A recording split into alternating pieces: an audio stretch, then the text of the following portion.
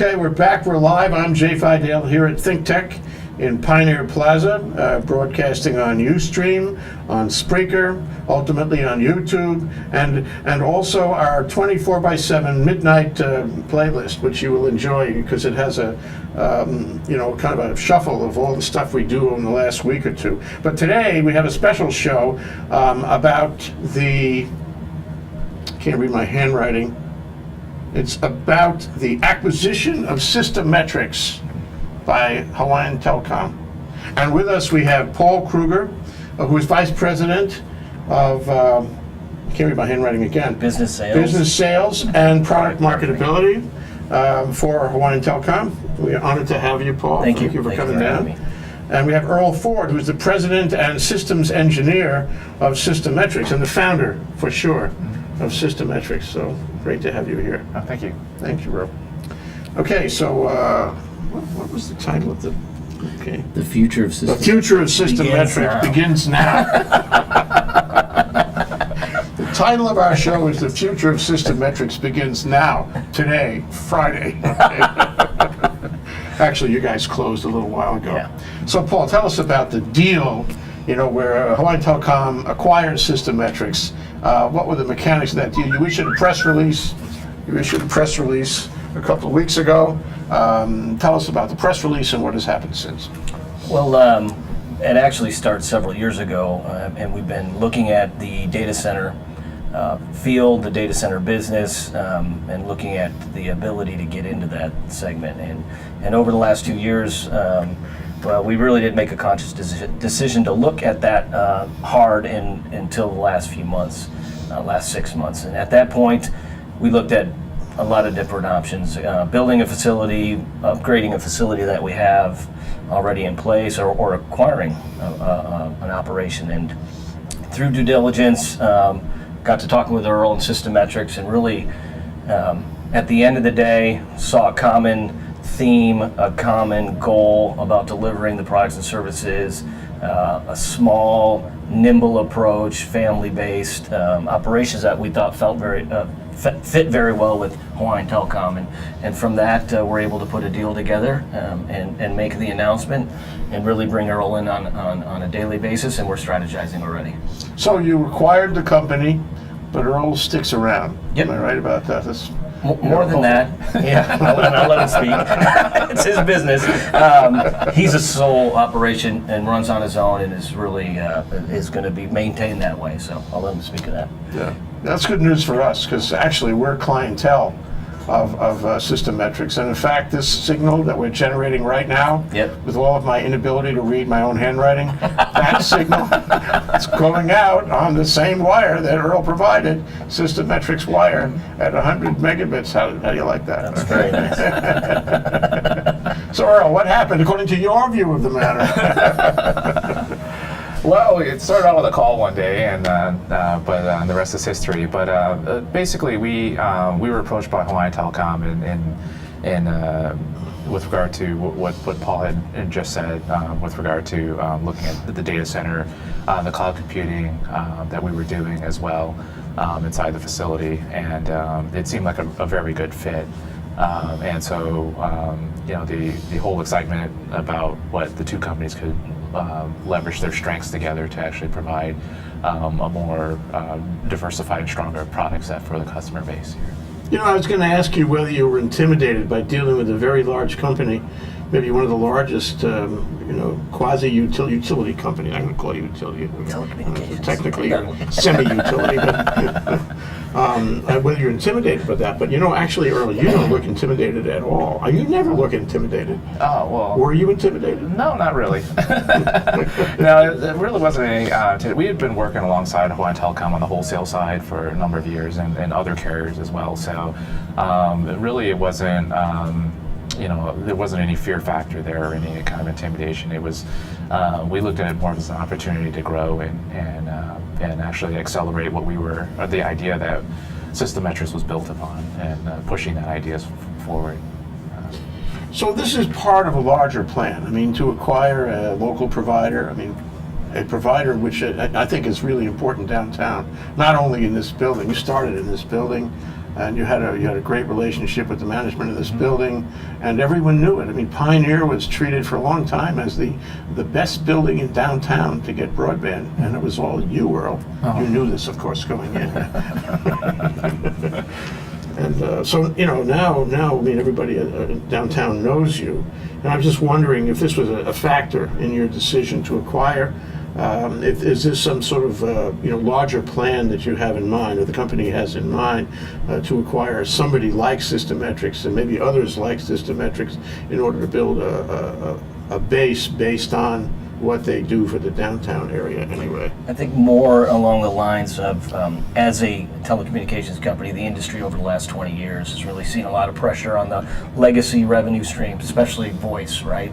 As we all go to cell phones and other devices to communicate. So within the strategy of expanding revenues and growing the business, the data center, co-location, virtualization, those services are really in line with what we're doing with our network anyways. So really it's more of a growth across the entire state for opportunities in relationship to those products. So not just downtown, but downtown's a very, very strong footprint, has a lot of the different businesses in the state here, so it'll be a big concentration for us going forward as well. Yeah, so you see, I mean, are you contemplating acquiring other companies like Systemmetric in the same vein? Well, we're always in the business of trying to find new opportunities. So I can't comment on what we're actively doing or not doing. I wanted to push that button. So I wanted to ask you questions where you could say that. We had this understanding going forward.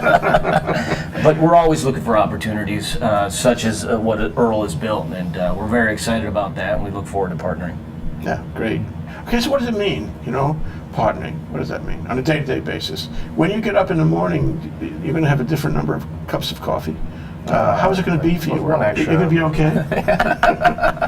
With extra shot in each one. The partnering, the arrangement is we remain a wholly owned subsidiary of Hawaiian Tel and Systemmetrics stays intact. But we have all the resources that we're leveraging all the resources that Hawaiian Telecom has to actually accelerate what we were doing. So this will help you in achieving your mission. Absolutely. Within the company. Right. And so we saw it as a way to get, companies have their vision of where they want to be 5-10 years down the road. And we saw this partnership as a way of getting there a lot faster and actually growing it a little bit further beyond than we thought we could do ourselves. And so, that door swings both ways. There's some certain things that we're doing and certain resources we had that combined with Hawaiian Telecom solutions actually just made a more powerful solution set for the customer So you base. sound like a good match, actually. Yes. So, I mean, let me understand exactly what you do. I know that you provide broadband to guys like ThinkTech Hawaii, which is very important, critical to us. I mean, I'm sure there are a lot of businesses now in this area within, a stone's throw, where broadband is critical to their operation and their business. Without it, they can't exist. That would be the case for us. But are you doing things other than that, or is that still the sole, channel of your business? Well, the broadband is actually the foundation of our company, which we started out doing, and mostly on the private side, like connecting multi-site locations privately so they can operate and function at a high rate of speed. And then we added on the data center, and the data center piece about the year 2000 or so, and that allowed that was layered on top of the network because you can't really get to your equipment if you don't have a high-speed network. So we were displacing a lot of customer equipment into the data center. The data centers, you manage servers for the benefit of your clientele. Right. It's mostly providing protective facilities, redundant power, high-speed access to the equipment, network access, security services, things of that nature. Like the airport installation, same kind of thing. But in your case, it's downtown. Ours is a little bit just off of Dillingham. Okay. You don't have to say exactly where, we're all Right. Yeah. If Dillingham's you a want long to. road. It's the not building next to with the barbed Popeyes. wire. Yeah. So, and then after the data center, as technology progressed, we started getting into the cloud computing model, which actually we're building virtual data centers where equipment, very little equipment was needed at that point, reducing the the electrical and footprint, as well as the physical footprint in the facility. And so all these are kind of related. And on the back end, a lot of companies require these services. They're basic but very powerful solutions. And then from these data centers and cloud solutions, it drives the network business, and the network business drives those kinds of solutions as well. So you start with the backbone, to use that word, providing broadband to your customers, and this is all in the last 20 years. So broadband is relevant in that entire period. And then as technology advances, their needs advance, you provide other things like a data center, like all kinds of other functionalities. So it's, do I get this right? It's client-based rather than geographical. In other words, you wouldn't have a building come to you. I know in the original case you were really close with Pioneer, and that was, you were like a part of Pioneer's brand. Right. Pioneer was selling space really because, in some part, because you were here. That was really good, and people were attracted by that. But you don't go building by building, you go client by client. In other words, a guy from Bishop Square calls you up and says, Systemmetrics, can you provide some services? And so you would provide services to that client. Whatever building, but it happened to be Bishop Square. Right, and so Pioneer was the first in our flagship building. We actually, when the building was acquired at the early part of 2000 by MW Group, we were actually a driver. They had the idea of actually leveraging this technology to accelerate rent rolls. And then we started branching out to the other buildings down. So we took this idea and then transplanted it to other buildings downtown. And so, like I said, we could deliver the customer there, but we already had the fiber in the building, so it made it easier than to do it one by one. Yeah, this is what I wanted to talk to you about. This is totally relevant. By the way, what's not to like? Right. If I was a telephone company, I'd buy you too. Too late, Friday. But the whole thing is about getting into these buildings and getting a place, getting your fiber, or whatever you're using, in the raceways and what they call conduits, so that it's there. Because once it's there, then you can service any client or prospective client in that building. So all you got to have is one to start up. Right. Yeah? Right, and then all these buildings and all of our networks are actually natively connected back to our data center. So that provides a very easy segue into the cloud computing and the data center sides. I was hoping that wouldn't happen before the first break. Because at the first break, I'm going to turn it off. Okay, my promise, my assurance to you guys. In fact, why don't we take a first break so I can do that? This is Jay Fidell on ThinkTech Hawaii with a cell phone that needs to be, in a pail of water, talking about the future of Systemmetrics and how it begins now, or at least in connection with this transaction with Hawaiian Telecom. And we have Paul Krueger, Vice President of Business Sales and Product Marketing. And we have Earl Ford, the President and Founder of Systemmetrics. We'll be right back after this very short break, during which I'm going to turn off my cell phone.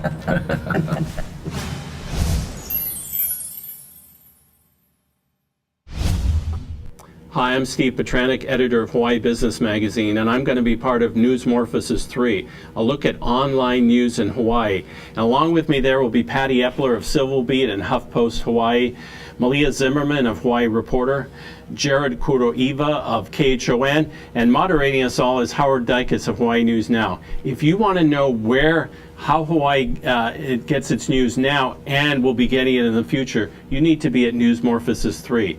That's at 11:30 on October 24th at the Plaza Club. See you then. We're back. We're live. We're here on a Friday afternoon in the 3 to 4 block. ThinkTech Talks. We're talking about the fact that the future of Systemmetrics begins right now.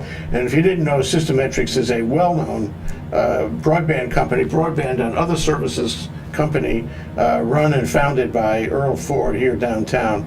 And we also have Paul Krueger, who is the Vice President of Business Sales and Product Marketing at Hawaiian Telecom. And recently, Hawaiian Telecom, 2 weeks ago maybe? Yep. 2 weeks ago, Hawaiian Telecom acquired Systemmetrics. This is an important deal. You're shaking your head, so tell us why it's important to Hawaiian Telecom. Well, again, beyond just the synergies and creating a new revenue stream for our shareholders. When you look at the future of technology, all the market segments, when you talk about the size of business, are looking for these types of services. So what we've seen historically is as companies trying to maintain and build their own IT infrastructure, they're really looking for a partner to bring that into the cloud, to lower their expenses, to not have to have the technical resources on staff, and that they can focus on their business and let companies like Earl's really focus on the IT portion and help that be up and running and stay up and running. So that's really the power in it. So if I looked a few years ago, not too many, Yeah. if I looked at Hawaiian Telecom, say 10 years ago, I mean, through iterations and changes and all that stuff, I would see a company that really didn't have a lot of broadband. I would see a company that was mostly copper wire, that was traditionally in every building downtown, and in most, if not all, of the residential installations around the state. You're changing. Yep. You're changing, I think, probably because you have to change, but you're changing because you see the possibilities, and Earl is part of that. But can you describe the landscape of change in which all of this happens? How is Hawaiian Telecom changing from, say, 10 years ago? Well, we're still the largest local telecommunications company with over 1,300 employees. Really, the biggest part is the investment in our infrastructure. So spending $80 million into the infrastructure, building fiber optics throughout the island, expanding the core network to the home using fiber, right? Not just to a node, but actually to the home, to the side of the house, to the business. Really is a focus for us in expanding that network. So that's the biggest change. We're really changing from the legacy voice paradigm to a broadband enabler of services over a very powerful network. It's huge. Yes, it is. It's huge. A lot You're of work. everywhere. It's a lot of work. You're every street, every corner, Yep. every home, every room of every home, really. And a lot of that is legacy wiring, and over time you have to, you tell me, but you have to change a lot of that wiring to keep to fiber. Absolutely. And keep current. This is expensive. Yep, but it's the right thing to do. We know it's going to bring the returns back for our shareholders. We have an amazing staff of installers and support personnel and construction, and really focusing on maintaining the existing copper, improving it where we need to. Also, and then in addition to that, building the fiber in the areas that we feel is strategic for us from a return standpoint. No, we have Hawaiian Electric come on the show, a lot, and talking about their new logo. They have a new logo. It's very nice. It's very Hawaiian, and the fact that they're trying to and succeeding in generating a new feeling about their linemen in the community when their linemen come to fix a wiring on a pole or whatever it is. People like that, and they want the people to talk to the linemen. Yeah. They want them to be friendly. Yeah. This is not Hawaiian Electric, it's Hawaii's electric company. Okay, you're kind of in the same boat, I think.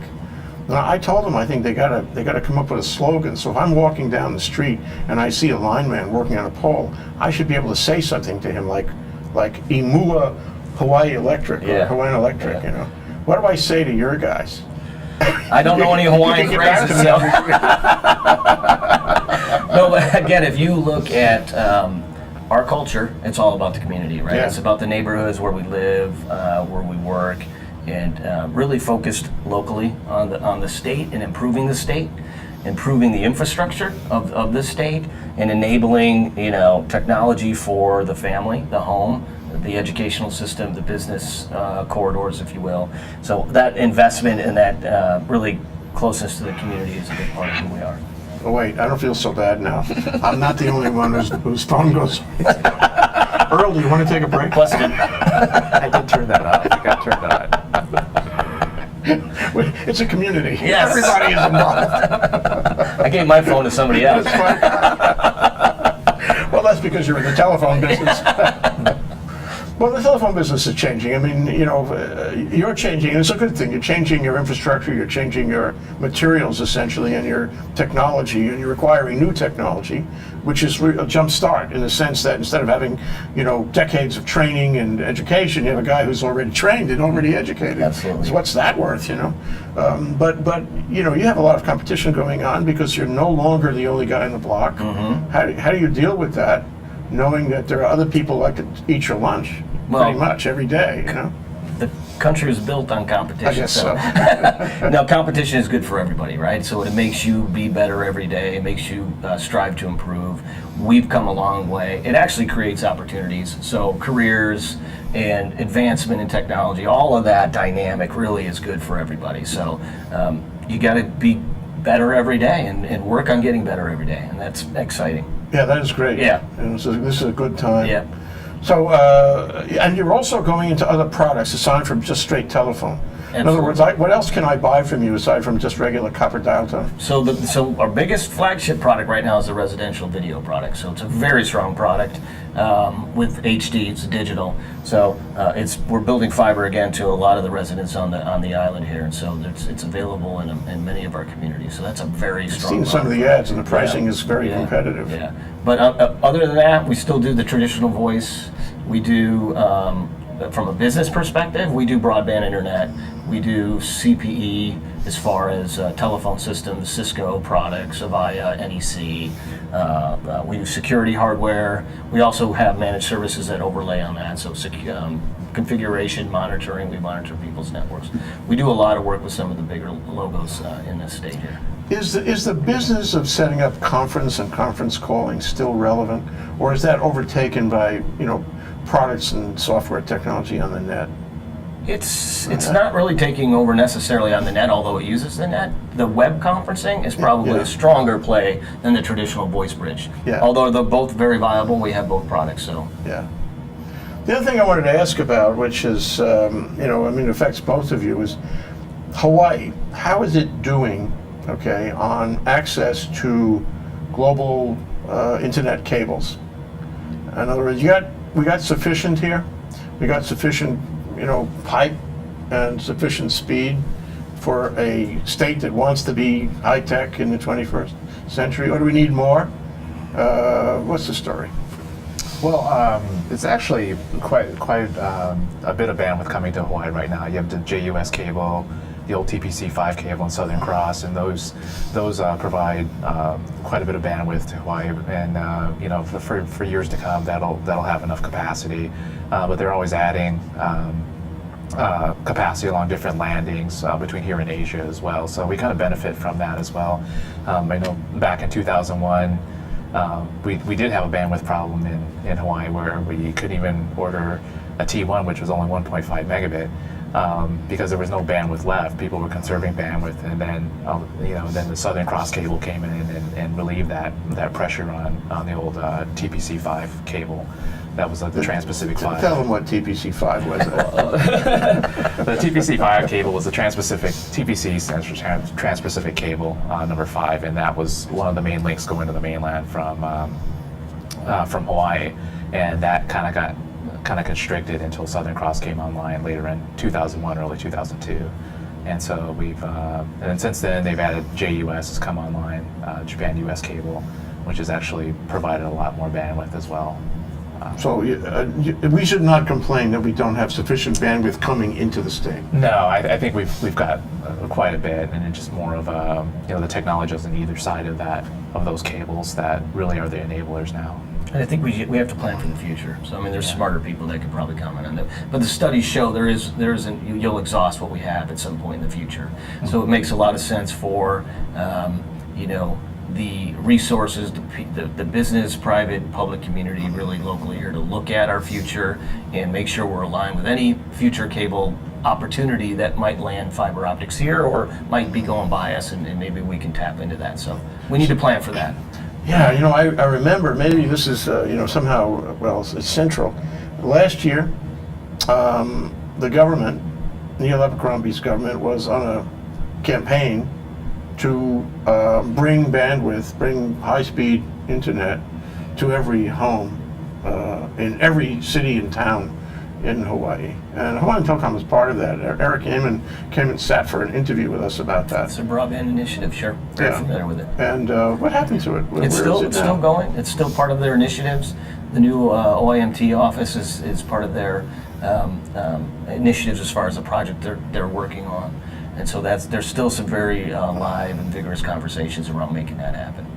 It goes to something I'm sure you've thought about, and that is that a state with good broadband is a happy state. It's a state with a better economy.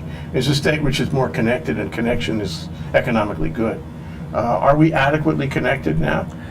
We've got a lot of work to do as far as really infrastructure throughout the whole state, right? So it's easy to look at Oahu and spend a lot of energy and focus there. We got to look at all the islands and in between the islands. I think we're doing very well, and again, I think it's about planning for the future, because as you can see, the internet continually used, people using mobility devices, that there's a tendency to saturate the internet and the bandwidth. So on the other hand, there's technologies coming out. They're getting more and more out of the fiber they have in place. They'll upgrade networks. So on both sides of that, you're seeing some efforts.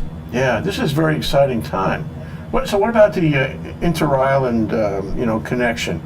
I assume it's by undersea cable. Correct. Rather than by some kind of wireless affair, because the curvature of the Earth and all that, and you need to have a cable to do it. Is that like, I'm sure I know the answer to this, is that like the electrical cable that people talk about, for $1 billion to go to Maui and maybe someday the Big Island?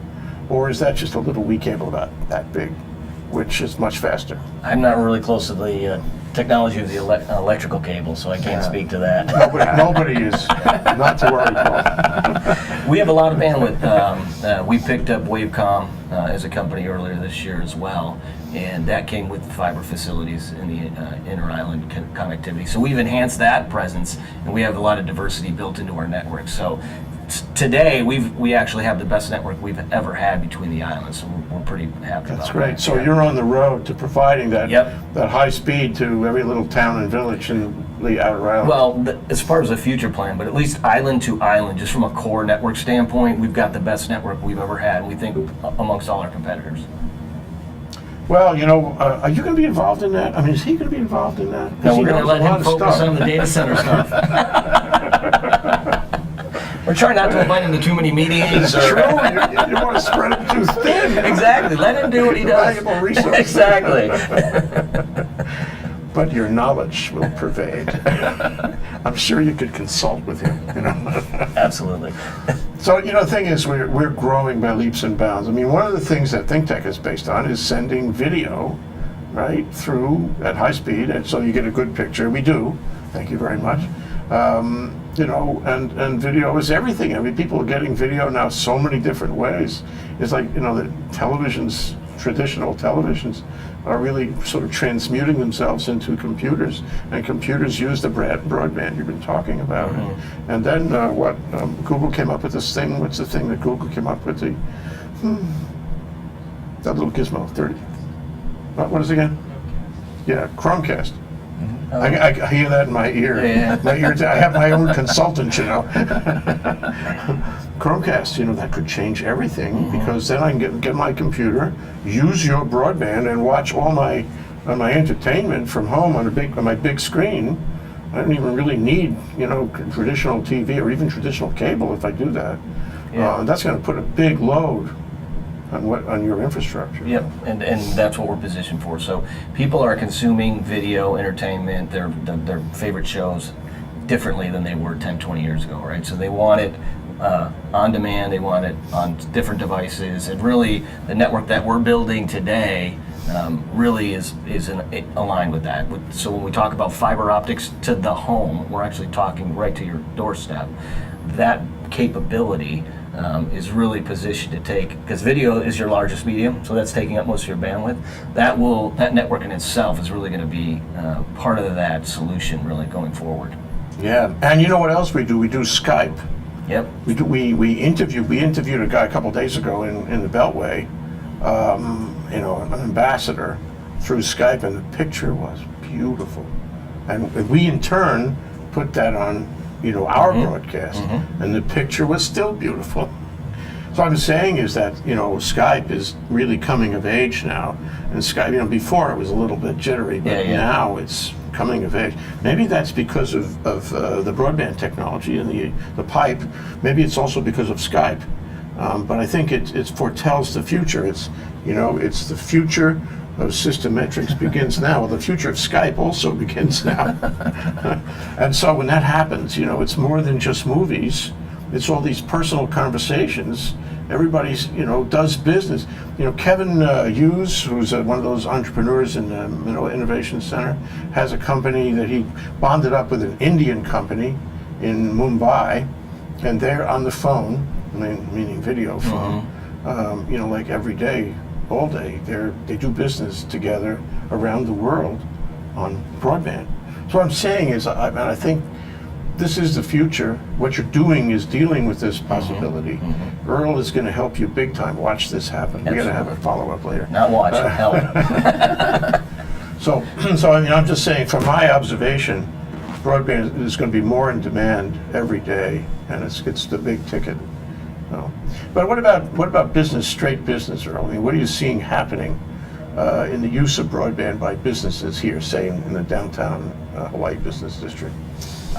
We're seeing a demand for higher speeds, which falls in line with our strategy behind the building networks and providing those, and also the customer applications or business applications demanding that high speed. A lot of people are going into this cloud platform. So you may have like applications offered by an insurance company, but the application may be housed somewhere on the mainland in one of our data centers or something like that.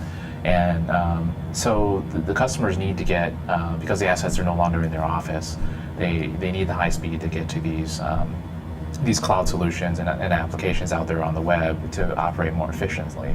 So the demand is getting a lot larger for the fiber type services, which we've had in the buildings, and also for migration, because a lot of customers are moving their computing assets out of their offices into these protected data centers virtually through the cloud and operating that way. So and when you move an asset out of the office, they expect it to be just as fast as it's sitting in the office, and that's where. But that's not necessarily so.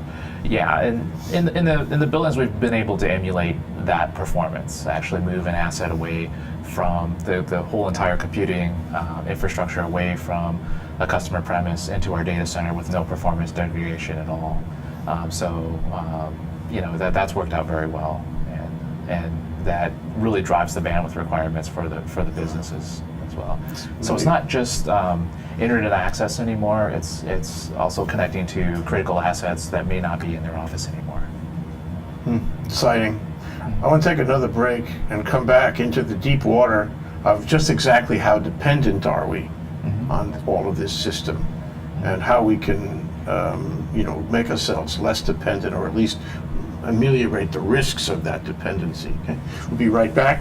This is ThinkTech Talks. We're talking about the future of Systemmetrics and how it begins right now, right here, right now. We have Paul Krueger, Vice President of Business Sales and Product Marketing at Hawaiian Telecom. We are very appreciative that he's here. Thank you, Paul. And Earl Ford, President, Founder, and all-around system engineer at Systemmetrics right here in Pioneer Plaza. We're going to take a short break. We'll be right back. We'll talk about all kinds of challenges and things. Stay there.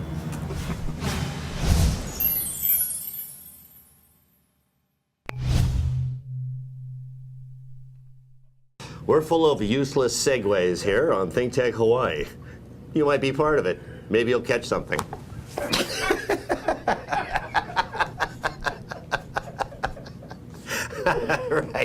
Right. ThinkTech Hawaii is a non-communicable communication source. Don't get too close to your screen. You might be infected.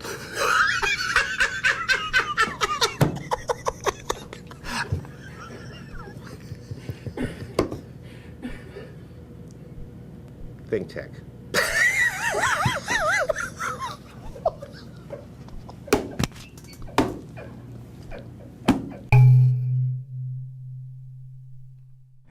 We're back. We're live. I'm Jay Fidell. We're ThinkTech Talks. We're talking about the future of Systemmetrics and how it begins right now with Paul Krueger of Hawaiian Telecom and Earl Ford of Systemmetrics. And the piece is that Hawaiian Telecom 2 weeks ago acquired Systemmetrics, and that may change everything in the universe. In our universe, anyway. So what are the problems about, you guys describe a world of great connectivity that you're building. and that it's a rainbow. It's in some ways it's the end of the rainbow, because we're arriving in a great place, but we become at the same time totally dependent on it. Our lives, our fortunes, our sacred honor is dependent on being connected every day by broadband. I mean, we're really dependent. I mean, we don't have to get into what would happen if one day it was cut off, because it would be a disaster, a societal disaster. But how do you prevent against that? How do you make us less dependent? I don't know really if that's the way to look at it. Okay. I look at it a different way. Okay. So I think in terms of it enabling a certain lifestyle. So again, depending on the generation you're from, the younger generation, I think are a lot more dependent on it than we are necessarily. But I think 20 years ago, you had to be in your office 8 to 5, right? Now you can be at home and work off your home broadband and have access to your files and your computer and do video calls. And so enabling that is really a lifestyle, an improving lifestyle across of the world in my mind. In addition to that, when you think of in terms of becoming more efficient and using technology, I think that really plays well. As we look at moving things into the cloud, it actually uses less energy. You're not manufacturing as much hardware, so there's just so much efficiencies gained by that that I think there's a lot of benefit to it. So I'm kind of excited about it, but maintaining it and keeping it up is a big part of what we do on a daily basis, and it comes in a number of different forms from power, cooling, as Earl knows because he has a data center. Really, the telephone company's been running data centers for tens of decades, right? Yeah. Our central office is our data center. So Where is it? Don't have to tell me exactly. well, we have 50 some. So Okay. It's the buildings with the barbed wire? no. They're usually concrete though. Okay. But just keeping that up and running and building in diversity and protection is a big part of making sure the customer experience, both consumer and business, is maintained. So, I mean, that's my take. Well, can we, is this something where you could do redundancy, where you could do backup systems? I mean, is that what happens? I mean, what happens? I mean, I try to picture in my mind, what happens if I wake up in the morning and, well, the alarm clock doesn't work because there's no power? And what happens if I go to my computer and I start looking at my daily schedule and I can't? Because the more you go to the cloud, the more dependent you are. There's nothing left on your laptop. It's all there. So what do you do about that? Take the day off. Exactly. Hit the beach. I don't know. This reminds me of a great conversation we had. We went on the energy policy forum to Lanai, and we said to the kids in the high school there, how do you want to do energy here in Lanai? And they said everything photovoltaic, everything. So photovoltaic doesn't work at night. There's no power. What are you going to do at night? She says, we'll go to sleep early. See, there's a solution to everything. Smart kid. Maybe we get back to the basics. Exactly. What about in business? I mean, how do you they always talk about redundancy and security and all that. How do you do that these days with the cloud? Well, there's a lot of these systems are getting a lot more advanced, and that they have internal redundancies built into them. So, the industry is recognizing the critical need of these systems and actually building those redundancies in, as a natively into the solutions themselves. So, in our cloud solution, we can lose three servers and no one really notices that down. So we run like it's all mirroring and. Yeah, so it's kind of interesting technology. It'll actually, if it senses one node down, it'll transfer all the operations on that to the other surviving nodes. So a lot of that's built into the software and the hardware architecture, and and that's getting a lot easier, these internal redundancies. So the maintenance is going down a lot on this, and the uptime is going up. We've logged. That means you save money. Yes, exactly. Personnel and managing it. We're logging 100% uptime over the last 3 years on our cloud platform with 0 outages. So it's been really great. It's dependent upon a lot of other factors as well. The data center, we put them in these critical facilities to protect them. They have redundant power, filtered power, generator backups, things like that actually protect those assets and keep them online, even though the office might be down or those island-wide power outages or something like that, they'll still continue to function. There's a lot of redundancy being built into the system so that we can depend on it most of the time and it work, and it just seems very natural, like turning on the light switch and expecting it to work. How about terrorism? It's a risk like anything else, and there are bad guys out there who would like to bring these systems down if they could, and knowing our dependency, that would be their favorite thing. How do we prevent against that? Well, just remaining vigilant, and actually there's security technologies. A lot of, you shouldn't really take all the technology for granted. There's, that whole cyber terror thing covers many different things, from anything from just like phishing, just like sending out emails, like, especially with the Healthcare Acts going into play right now. Security companies are getting more and more advanced, and actually people are looking at these systems a little bit more and remaining more vigilant, so you don't have as many infections, or they get stopped a lot quicker than normal. But there's on the flip side of that, the technologies enable the tools for these bad people to actually... Sure. It's a step ladder kind of Right, thing. exactly. So, but with anything, there's a flip side to it, and as long as you remain vigilant and actually take the necessary precautions, the whole industry is actually taking precautions right now to actually shore up their security. And that's part of the expertise and products and services Yeah. that we both provide to our customers, right? Yeah. And we'll be doing that together going forward. Yeah.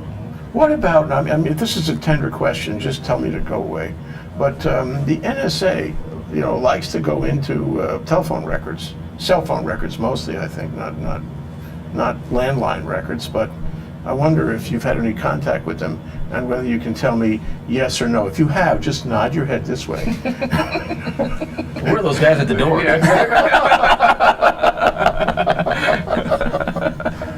I cannot confirm or deny. Plausible deniability, right? You were in the military once. Yes. Yes. So how do you feel about this? I mean, does it matter? Does it matter that the NSA comes and wants anything? Does it matter? Well, it does, depending on what context they're coming in and doing that. I'm not really sure of all the ins and outs of it, but we'll see how that pans out. Well, I guess the point, just listening to you and adding my point about the NSA, seems to me that the whole business of communication, what you think is personal communication, is changing. Yes. It's changing as you're much more powerful now, because it's the combination of software and hardware and broadband. I mean, we're really, we're going to the moon with all the things we have. And you guys are riding that horse. You're riding that horse. It is going to change. So my last and maybe my most important question is, how is it going to change in the next 5 years? What do you see? What do you see individually, I mean, for the telecom and for Systemmetrics, and what do you see in the synergy together in your new relationship? So, I mean, from a broadband perspective, the consumption of broadband will continue and go X-fold. So the continual growth of being able to provide bandwidth to customers is never ending. So you'll continue to see that. It's not static at all. Yeah, you're every minute. There's so many new applications and so many different ways to consume information that having a larger pipe, bigger and bigger, just becomes more and more needy. Yeah. And we see that as a big future for everybody. In addition to that, I think, and I'll let Earl talk about it because he's already working on it, I think we're going to see companies not really want to invest capital in hardware and IT infrastructure. They're going to look for partners, and we're already doing that today, and really going to the cloud, virtualizing things, making it more simple, more flexible, more cost effective, and enabling new technologies and applications. Going to the cloud sort of means, doesn't it, going to a subscription-based kind of interface with the customer. Exactly. Instead of having, as you say, lay out the capital, up front in order to buy equipment. He just goes on subscription. Like, we do Adobe here for movie editing. Well, now you just buy a subscription to the software. You never actually buy the software. Right. You Yes. pay monthly for the license, and I think everything's going that way. and it's easier to pencil that out. It may be more expensive in some ways, but you get a better deal in other ways. It's predictable, it's consistent, it's in a reliable environment, it's protected. So as you're building your business, it's one less thing that you need to worry about. Surprises, technology expires, software license expire. It just makes it a lot easier for somebody to focus on running their business and have a partner help them with the IT part. So going forward for Hawaiian Telecom, with these new paradigms, these new acquisitions, these new ideas and services, a whole new paradigm in general, I think, is it going to cost me more or less going forward?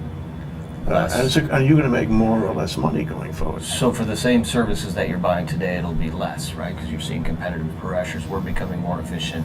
In addition, the systems, the hardware, the things that we do in the core of the network to provide those services is getting more cost effective. It's getting smaller, right?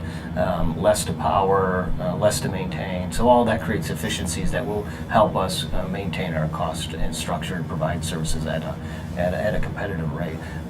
What I think you will see, though, is as the more services are available to a customer, they're going to shift dollars from one direction to another. Instead of buying hardware, instead of building their own data closet within their building, they'll look to a partner like Systemmetrics and Hawaiian Telecom to really provide that service and really allow them to focus on their business.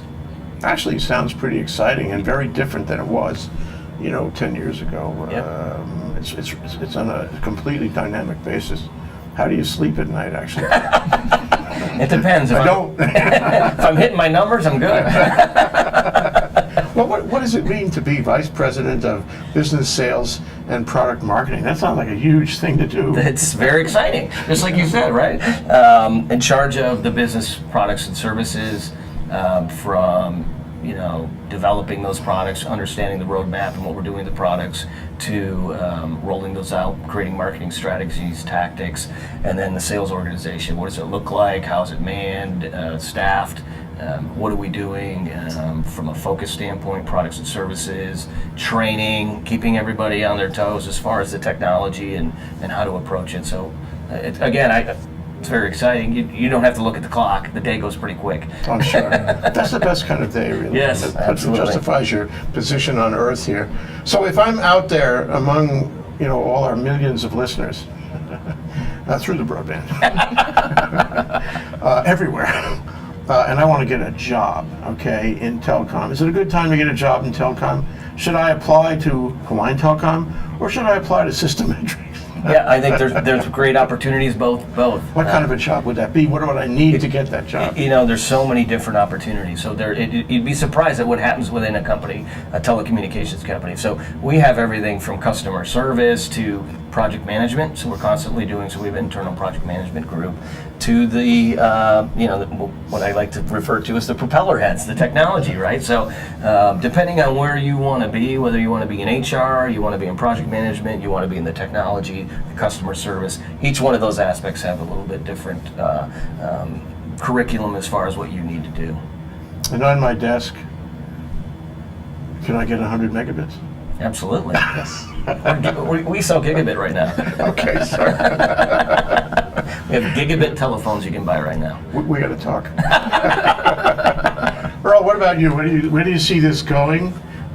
Give us, sort of the picture of the way you see the future on it in this relationship. Okay. Well, I think we'll be expanding much more rapidly in our customer service offerings, giving customers greater choices, and see multiple facilities under us now where we were currently operating on one or two. We see a lot more of that growth.